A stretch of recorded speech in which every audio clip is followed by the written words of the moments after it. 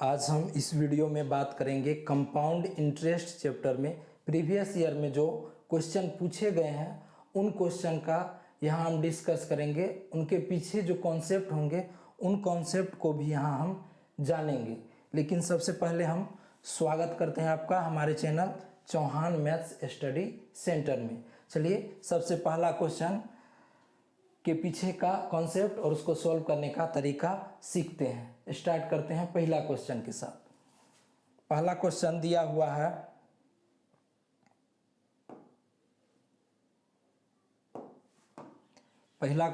हुआ है, किसी धन का 2 वर्ष का 5% वार्षिक ब्याज की दर से चक्रवृद्धि ब्याज व साधारण ब्याज का अंतर 50 रुपया है तो धन ज्ञात कीजिए। यानी कि प्रिंसिपल पूछ रहा है, रेट कितना दिया हुआ है 5%। तो सिंपल इंटरेस्ट का रेट क्या होता है? सिंपल इंटरेस्ट का रेट सिंपल सा RT% होता है।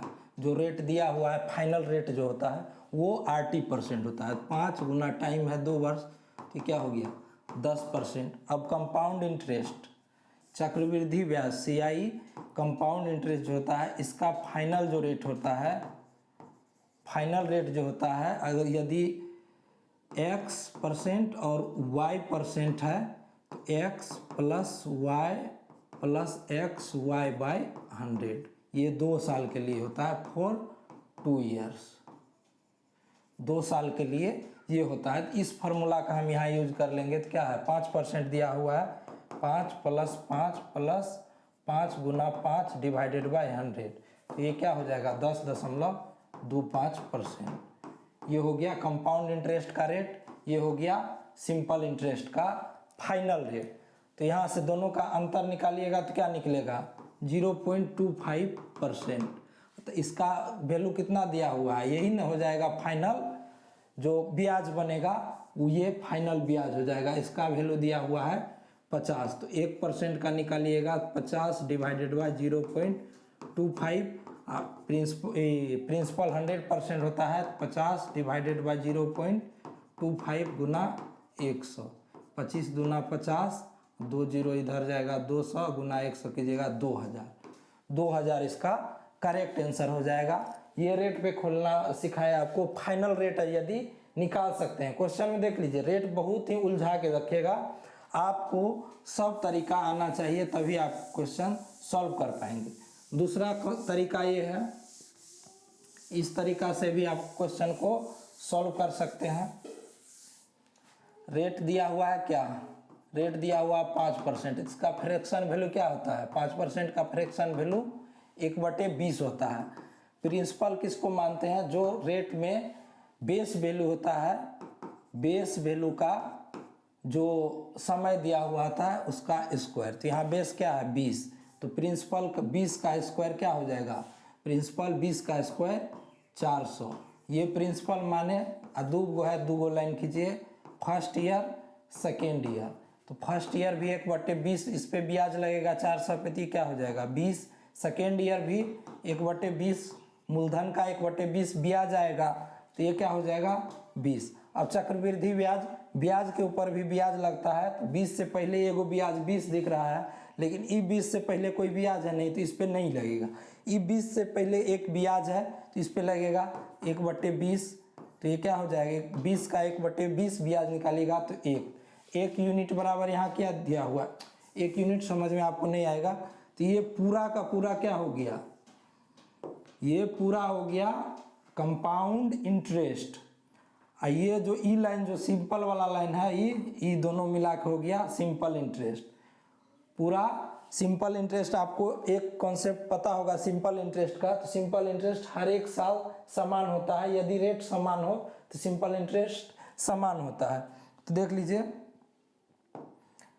यहाँ दिया हुआ है क्या, फर्स्ट ईयर में 20 ब्याज मिलेगा, सेकेंड ईयर में भी 20 ब्याज मिलेगा, लेकिन सेकेंड ईयर में एक एक्स्ट्रा ब्याज मिलेगा। क्यों? क्योंकि चक्रवृद्धि ब्याज है, चक्रवृद्धि ब्याज के ऊपर भी ब्याज लगता है तो 1। तो ये हो गया पूरा क्या हो गया सिंपल इंटरेस्ट 20 और 20 ये सिंपल इंटरेस्ट, ये पूरा हो गया कंपाउंड इंटरेस्ट। तो पूरे में से इतना घटा देंगे तो यही ना डिफरेंस आएगा 1। तो 1 यूनिट बराबर क्या दिया हुआ है 50। तो अब पूछ रहा है कि धन, मूलधन, मूलधन माने क्या थे 400 यूनिट, तो 400 गुना 50 तो 20,000 आपका आंसर इस तरीका से भी आ जाएगा। समझ में आया? सिंपल इंटरेस्ट के कॉन्सेप्ट में कंपाउंड इंटरेस्ट घुसा के क्वेश्चन पूछता है, नहीं तो आप फार्मूला याद रखिए उससे भी बना सकते हैं। अगला क्वेश्चन है, दिया हुआ है किसी धन का चक्रवृद्धि ब्याज 2 वर्ष में 5% की दर से 164 हो जाएगा, किस धन का? तो अब देखिए धन मांग रहा है, चक्रवृद्धि ब्याज क्या बताए थे अभी, x + y + xy बाय 100, ये फाइनल रेट होता है 2 वर्ष के लिए, 2 वर्ष के लिए final interest rate of interest होता है। तो यहाँ से क्या निकल 5 + 5 + 5 गुना 5 डिवाइडेड बाय 100, तो ये क्या निकल के आया 10.25, 10.25%, 10.25%, ये निकल के आया फाइनल रेट। यही इस पे 2 साल में ये इंटरेस्ट होगा मूलधन का, तो मूलधन का 10.25% बराबर क्या हो जाएगा 164, या ऐसे निकालिए 10.25% का वैल्यू कितना है 164, तो 1% का वैल्यू 164/10.25, तो मूलधन 100% होता है, तो 100% 164/10.25 गुना 100। इसको आप सॉल्व कीजिए तो ये क्या हो जाएगा 5 दूना 10, 0 5 25, 20 पंचे 100, 20। अब इसको 5 से कीजिएगा, 5 चौका 20, 5 ये 4 हो जाएगा, 41, 4 चौका 16, 4,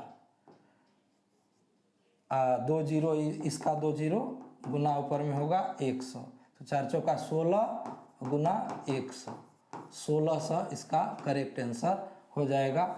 ये हम बताए आपको क्या चीज़ से, रेट पे खेलना। अब देखिए इसको ही हम अब डिटेल्स नहीं, वो भी एक और तरीका है, उससे भी इसको सॉल्व करके हम दिखाते हैं आपको।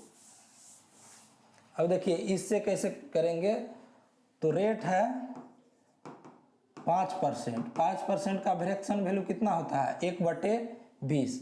मूलधन किसका मानते हैं, बेस वैल्यू में, बेस वैल्यू जो होता है उसका पावर टाइम, तो टाइम 2 है तो प्रिंसिपल 400 माने यहाँ से 2 फर्स्ट ईयर ये हो गया, सेकेंड ईयर इसका 1/20 इंटरेस्ट आएगा, इसका भी 1/20 इंटरेस्ट आएगा, 1/20, तो ये क्या हो गया 20, ये भी हो गया 20। अब यहाँ से इसके ऊपर भी 1/20 ब्याज लगेगा। कंपाउंड इंटरेस्ट जो होता है ब्याज के ऊपर ब्याज होता है, 20 का 1/1 कीजिएगा 1, तो अब टोटल दिया हुआ है 20 20 40, 41 यूनिट कंपाउंड इंटरेस्ट हो गया।